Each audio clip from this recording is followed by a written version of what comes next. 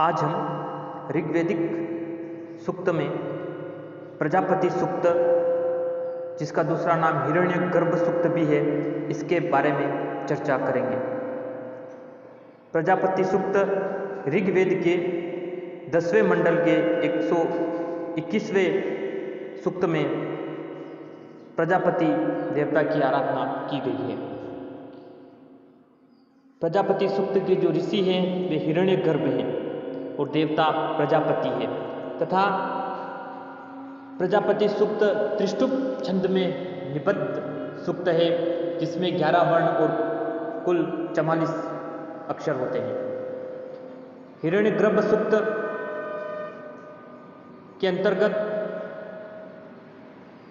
प्रजापति सूक्त को हिरण्यगर्भ सूक्त के नाम से भी जाना जाता है। अब हम हिरण्यगर्भ सूक्त यानी प्रजापति देवता के बारे में सामान्य उनके कार्यों और उनके स्वरूप को देखते हैं।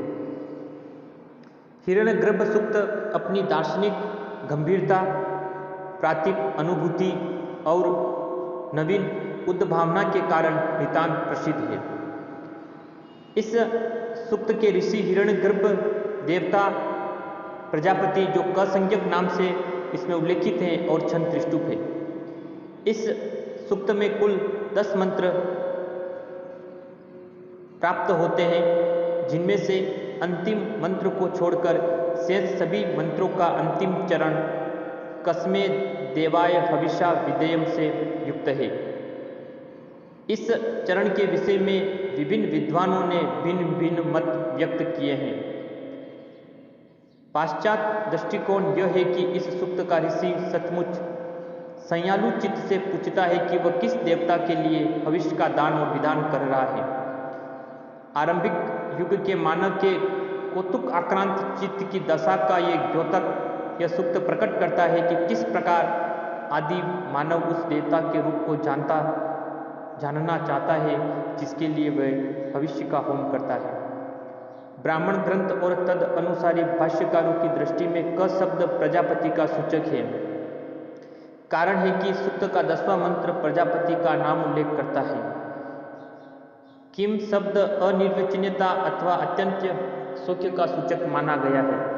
फलतः नाम और रूप से निर्वचनीय न होने के अथवा सुखरूप होने के कारण प्रजापति के लिए किम शब्द का व्यवहार नितांत युक्ति युक्त है। उपनिषदों में भी इसी अनिर्वचनीयता के ही कारण वह परम तत्व नेति नेति शब्दों के द्वारा अभिव्यक्त किया जाता है। प्रजापति को ही हिरण्यगर्भ कहा गया है। हिरण्यगर्भ अग्रे सृष्टि के आदि में विद्यमान था। पुरुष सूक्त में पुरुष से विराट की उत्पत्ति बताई गई है। पुरुष अजन्मा है, विराट का जन्म होता है, वही विराट या प्रजापति या हिरण्यगर्भ है। आचार्य सायन के मतानुसार स्वर्णमय अंड में गर्भ के रूप में स्थित प्रजापति का ही दूसरा नाम हिरण्यगर्भ है। प्रजापति के स्वरूप में सबसे पहले इनकी विशेषताओं में देखें तो आविर्भाव। कल्पनांत में सुविस्तृत जलराशि संपूर्ण सृष्टि को समावृत कर लेती है, तब उसी में बीज रूपेण स्थित तथा देवताओं के प्राण स्वरूप प्रजापति का नूतन सृष्टि संपन्नादार्थ आविर्भाव होता है। दूसरी इनकी विशेषता है उत्पादक तत्व। प्रजापति संपूर्ण सृष्टि को उत्पन्न करने वाले हैं। उन्होंने आनंददायक विशाल जल राशि को उत्पन्न किया। अपनी महिमा से उस जल राशि को चारों ओर इस प्रकार देखा कि वह सृष्टि रूपेण दक्ष प्रजापति को गर्भवत धारण करे और सृष्टि सम उत्पादिका उष्मा रूपी अग्नि को उत्पन्न करे। प्रजापति के कामना रूपी रेतस के बिना अप्रयुक्त सलिल रूपी क्षेत्र से सृष्टि की उत्पत्ति संभव नहीं है। प्रजापति जड़ और चेतन उभयविध जगत के निर्माता हैं। पर्वत, समुद्र और नदियाँ उसकी महिमा हैं और इनको उसकी महिमा बतलाने का प्रयोजन उन पर उसके कृतित्व को उद्भासित करना है। वह प्राणदाता और बलदाता है। उसी ने पृथ्वी और द्युलोक को उत्पन्न किया है। अगली विशेषता है व्यापकत्व और धारकत्व। प्रजापति सब में व्याप्त हैं। वर्तमान जगत ही नहीं, भूत जगत को भी नहीं उसने व्याप्त कर रखा है और वह सामर्थ्य केवल उसमें है, किसी अन्य देवता में विद्यमान नहीं है। उसके द्वारा द्युलोक और पृथ्वीलोक के दृढ़ बनाए जाने और स्वर्गलोक तथा नरकलोक के स्तब्ध बनाए जाने के उपयुक्त उल्लेख से भी उनकी धारण शक्ति संकेतित होती है। एक स्थल पर प्रजापति को स्पष्टतः पृथ्वी, अंतरिक्ष और द्युलोक का धारण कहा गया है। वह सूर्य का भी आधार है, उसे आधार बनाकर ही सूर्य उदित होता है और प्रकाश फैलाता है। स्वामित्व। प्रजापति सभी प्राणधारियों का स्वामी है। वह मनुष्य आदि द्विपाद और अश्व आदि चतुष्पाद जीवों का स्वामी है। प्राणियों के जन्म और मृत्यु दोनों ही उसके अधिकार में है। मनुष्य तो क्या, उसके शासन को देवता भी मानते हैं। जीवधारियों, देवताओं और विविध लोकों पर ही उसका आधिपत्य नहीं है। वह देवों और विदेशाओं का भी स्वामी है। द्युलोक और पृथ्वीलोक भी मन से कांपते हुए उसकी ओर देखते हैं। इस प्रकार स्पष्ट है कि प्रजापति संपूर्ण समुत्पन्न सृष्टि के एकमात्र अधिपति हैं। अगली इनकी विशेषता है दातृत्व भाव। प्रजापति देवताओं को बाधाओं से मुक्त करने वाले हैं। कष्ट निवृत्ति हेतु उनसे प्रार्थना की जाती है। वे कामनाओं की पूर्ति करने वाले हैं और धन समृद्धि आदि को प्रदान करने वाले हैं।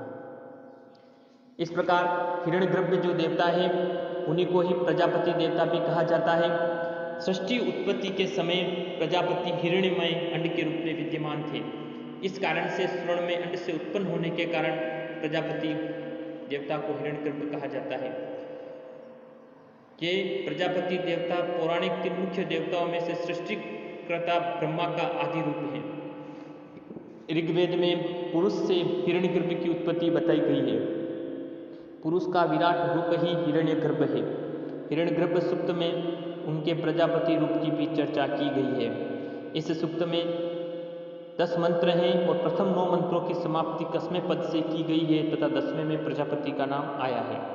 सृष्टि की प्रारंभिक अवस्था में हिरण्यगर्भ ही विद्यमान था तथा उत्पन्न होने वाली समस्त सृष्टि के वही स्वामी थे।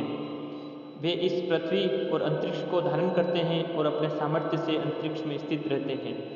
वे श्वास लेते हुए पलक झपकते ही अपनी महत्वता से अकेले ही जगत के स्वामी हो गए। वे द्विपद और चतुष्पदों के रक्षक हैं। प्राण शक्ति और बल को देने वाले वही हैं। उनके शासन को सभी देवता स्वीकार करते हैं। अमृत तथा मृत्यु उनकी छाया स्वरूप है। उनकी महत्वता को पर्वत, नदियाँ, समुद्र, दिशाएं आदि सभी कहते हैं। उसी हिरण्यगर्भ ने द्युलोकों को ऊपर उठाया है, पृथ्वी को दृढ़ किया है, ध्रुव तथा स्वर्ग को स्तंभित किया है। उन्हीं ने आकाश में जलों की उत्पत्ति की है। देवलोक तथा पृथ्वीलोक के प्राणी अपनी रक्षा के लिए उसी को पुकारते रहते हैं। उन्हीं के शासनकाल में सूर्य उदित होकर प्रकाशित होता है।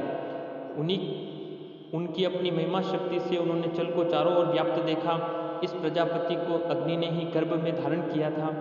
हिरण्यगर्भ पृथ्वी का उत्पादक है। यजमानगण प्रार्थना करते हैं कि वह हमें हिंसित नहीं करे। स्तुतिकर्ता कहते हैं कि हे प्रजापति, आपके अतिरिक्त अन्य दूसरा इन वस्तु को व्याप्त नहीं कर सकता है। जिस कामना से युक्त हुए हम आपको हवि प्रदान करते हैं वह पूर्ण होवे तथा हम संपत्तियों के स्वामी हो जाएं। इस प्रकार हिरण्यगर्भ पौराणिक ब्रह्मा की भांति सृष्टि के उत्पादक रूपी कार्यों को पूर्ण करते हैं। वे सभी जड़ तथा चेतन पदार्थों के निर्माता हैं। विभिन्न लोक प्रजापति के ही कार्य हैं। इस तरह से आज हमने हिरण्यगर्भ यानी प्रजापति सूक्त जो ऋग्वेद के 10वें मंडल का 121वां सूक्त है उसमें प्रजापति देवता की सामान्य विशेषताएं, उनके कार्य आदि के बारे में अध्ययन किया। अगली वाली क्लास में हम और जो ऋग्वैदिक देवता हैं उनके बारे में अध्ययन करेंगे। धन्यवाद।